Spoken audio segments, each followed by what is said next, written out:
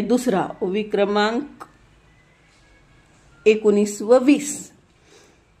ऐसे देखुनी परीक्षिती शुक सुखावे अत्यंत चित्ती, तो म्हणे अवधान मूर्ती ऐक निश्चिती गुढज्ञान.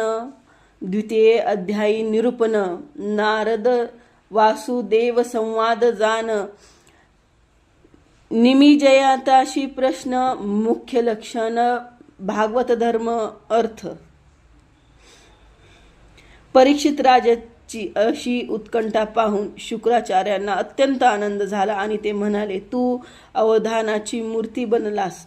आता तू स्वस्थ अंतःकरणपूर्वक गूढ ज्ञानाचे श्रवण कर. या दुसऱ्या अध्यायात नारद आणि वासुदेव यांच्या संवादाने भगवत धर्माची मुख्य लक्षणे निमिजायांच्या प्रश्नरूपाने सांगितली आहेत.